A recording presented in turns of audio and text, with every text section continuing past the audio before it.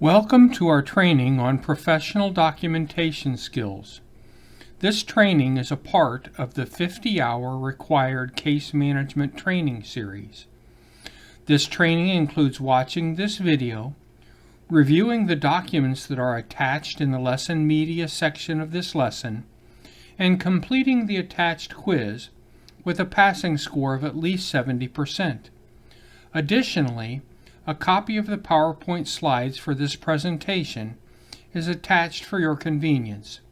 We hope that you find this information useful in your professional role. We are going to start with some general tips about documentation. We will then get a little more specific in what we discuss.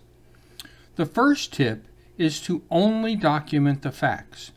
In general, we want to avoid speculation, comments on personality or behavior, and any assumptions or conclusions that we may draw. In some of our documentation, we may be asked to complete an assessment, but that assessment should be factually based, written in professional language, and absent of any judgments about the person we're serving. The second tip is to document as soon as possible. All of us know that documentation is not our favorite task. I don't think any of us entered the field of human services because we like to write. However, we want to get our documentation system, whether it's on paper or electronic, as soon as possible after the contact that we wish to document. Completing the documentation quickly gives us the opportunity to accurately describe the contact. If we wait to complete the documentation for several days, with several other contacts following the contact we are documenting, we will forget information and our documentation will not be complete. The third tip is to make documentation a habit. Whether the habit is to document immediately following the contact, or to complete all documentation for the day before we leave for the day, we need to develop a consistent, habitual pattern for when we complete our documentation. Do the same thing every day, and it will not be long that documentation will be a habit. The fourth tip is to document efficiently. If your agency has a documentation system, we need to make sure that we are comfortable with that system and to use it efficiently. We need to learn to be objective in our descriptions and to develop an approach that includes keywords and concepts. We want to learn a system to define both the actions and the results that we observe. Our final tip is to keep a notepad next to our phones. We can have a telephone contact at any time during our day when we provide the individuals that we serve with a telephone number where those individuals can reach us. We need to be ready to take brief notes regarding the telephone call so that we can document the call accurately. And remember, these brief notes need to be shredded as they may contain confidential information. Careful and diligent documentation actually enhances the quality of services that we provide to people, and it can protect us as professionals. Ordinarily, our documentation should include the following: a complete social history, assessment, and service plan that includes the person's strengths, needs, abilities, and preferences, the reason that the individual requested services, objectives and intervention strategies, the plan for frequency and duration of contacts, and a plan for discharge. Documentation should also include documents that reflect informed consent and consents to release information. Additionally, notes on all contacts with third parties, such as family members, peers, and other professionals, whether in person or by telephone. Notes on any consultation with other professionals and documentation of any referrals that have been made. Additionally, a brief description of our reasoning or justification for all decisions that we make and all interventions that we use. And finally, information that summarizes any critical incidents, such as suicide attempts, threats made by the person served, abuse, or a family crisis, and our response to any actions that we take. Continuing with the information that our documentation includes are the following: any instructions, recommendations, and advice that we may provide to the person served, including any referrals made and suggestions to seek consultation with other professionals. A description of all contacts with the person served, including the type of contact and the date and time of the contact. Types of contact include individual, family, couples, or group meetings, and whether the meeting was in person, via telehealth technology, or by telephone. We also want to include documentation of missed or canceled appointments. If the appointment was canceled, document when the appointment has been rescheduled.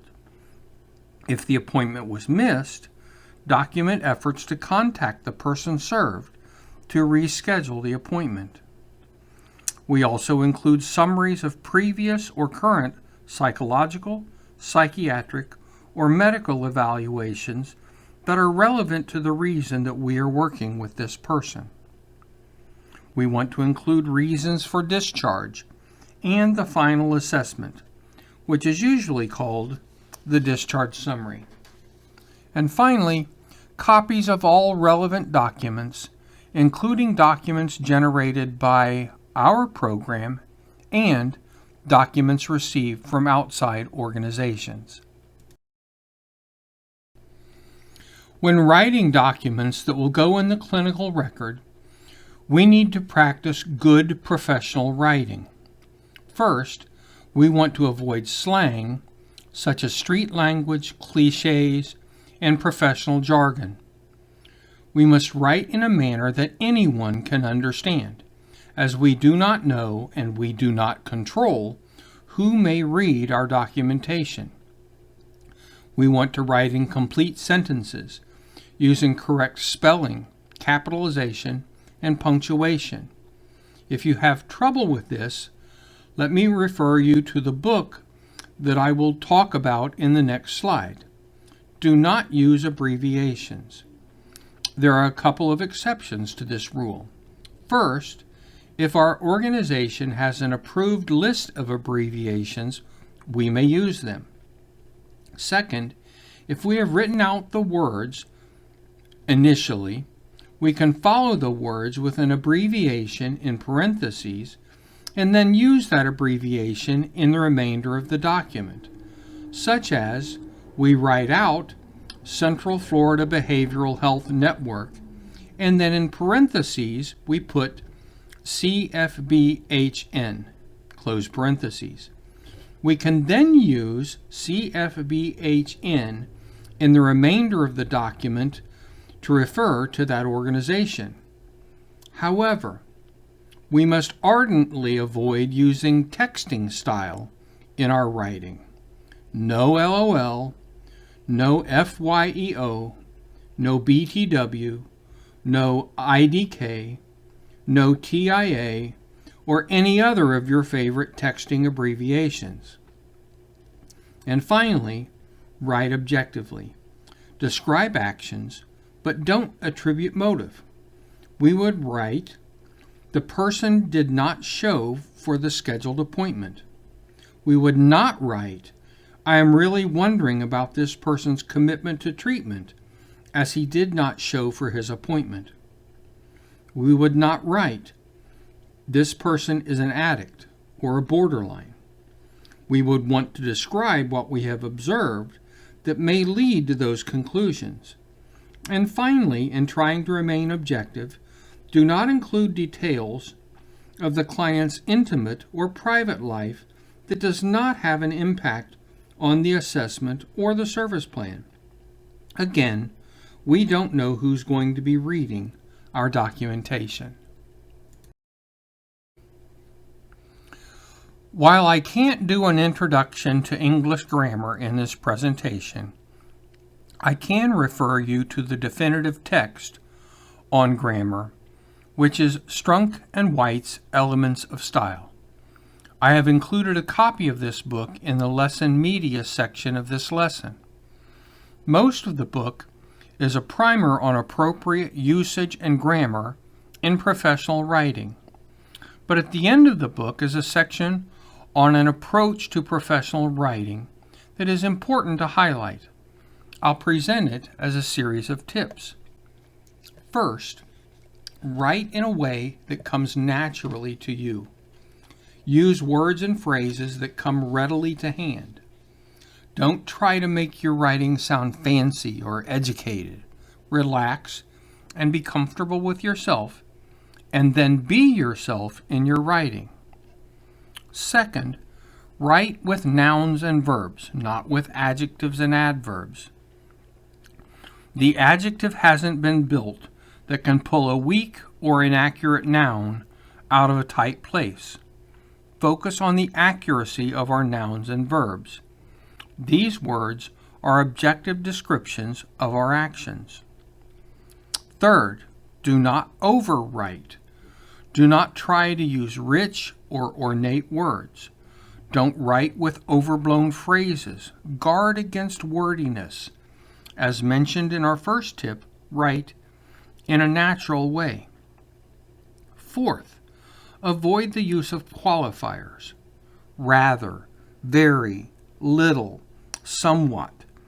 These are leeches that suck the meaning out of your writing. Say what you want to say. Observe what you want to observe. If you feel you need to qualify the statement, then that is a good indication that you need to change the statement. Fifth, do not construct awkward adverbs. Adverbs are easy to build. Take an adjective or a participle, add ly, and boom, you have an adverb. If the adverb is not in common usage, don't create one. We might use the word wearily, but we probably shouldn't use the word tiredly. Something may be in tangles, but we probably shouldn't use the word tangledly. Sixth, be clear. Your writing has the purpose of communication, so clarity is a virtue. If you find yourself hopelessly mired in a sentence, it is best to start over. Usually, what is wrong with the sentence is that it has become too complex. Break it apart and replace it with 2 or more shorter sentences that are more clear. And finally, do not inject opinion. Unless there is an absolutely good reason for our opinion being there, don't put it there. Documentation is about the person served. It is not about us. When we start to insert our opinions, we may fall into the trap of defining and describing the person instead of his or her actions. We can find ourselves appearing to be critical or judgmental rather than open and supportive. Email is one of the most common forms of professional workplace communication. Knowing how to write a formal, professional email is a vital skill as we communicate with colleagues, supervisors, and others in a professional context. Poor email etiquette will reflect badly on our communication skills, so it is important to take time and care in how we present ourselves in our emails. Emails essentially go on our permanent record. Emails are undeniably sent by us and are date and time stamped. Emails that we write as an employee are not our property. and we can't control what happens to them once they are sent. Be thoughtful, responsible, and ethical about what goes on our record in the form of email communications. Next, we're going to talk about the specific areas of an email and how we communicate professionally in each of those areas. First is the subject line. In the subject line, provide some insight into the topic and purpose of the email, including keywords. Effective subject lines, for example, might include questions about availability for appointment, proposed time for a service planning meeting, or request for policy clarification. Ineffective subject lines might include hello, information, or no subject at all. This is the first part of the communication that the reader will see, so it should be meaningful in establishing the purpose and the importance of the message. Next is our greeting.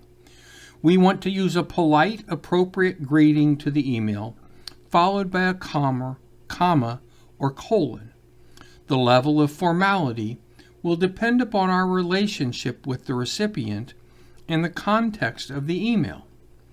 Acceptable greetings would include, Dear Miss Smith, Mr. Jones, or Hello Jack if we are on a first-name basis with the recipient. We want to avoid such greetings as hey, hello without a name, or no greeting at all. In all cases, spell names correctly. It is a small thing that can make a big difference in how our message is received. The next section is the opening. The first lines of an email should set a positive tone and set a clear purpose for the communication. If appropriate, start with a brief statement of gratitude, such as, Thank you for speaking with me earlier today, or I appreciate your help with this project. Then provide a clear statement of the purpose of the email, such as, I wanted to confirm the information that you provided to me on our telephone call. Use the first lines of an email to establish the right tone and establish a clear reason for the communication. Be direct and straightforward while still maintaining a polite, professional tone. In the body of an email, the information will vary greatly, depending on the purpose and context, but it should always be concise and well organized. The writing style should be clear and concise. If too much text is included, others might miss important information, so the aim should be clarity and brevity. We want to place important information at the beginning of paragraphs and keep the paragraphs short and focused. We want to avoid wordy phrases and jargon. Make sure to use correct spelling, grammar, capitalization, and punctuation to present a professional image. Remember that people often read emails very quickly, so we need to make sure that our tone, message, and request is direct and clear. We will likely spend far more time writing and editing an email than the other will spend reading it, and that is exactly how it should be.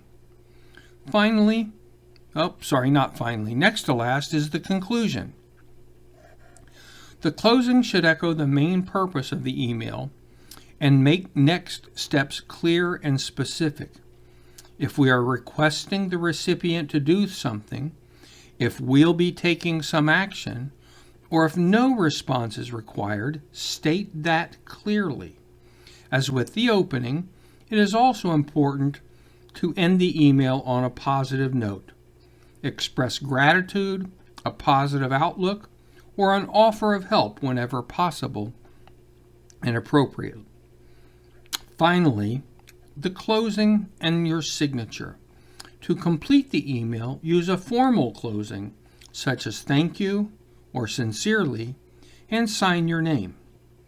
If we haven't already done so, we want to make sure that the recipient knows how best to reach us. It is also a good idea to set up the signature feature in your email program. For a business signature, include your full name, position title, agency name, and telephone and fax numbers. This completes our lesson on professional writing style. Remember that there are several documents that are in the lesson media section of this lesson, and there is a copy of the PowerPoint slides for this presentation. Finally, when you feel confident with the information, you are required to complete the attached quiz with a passing score of at least 70%. Thank you for your time, and good luck with the quiz.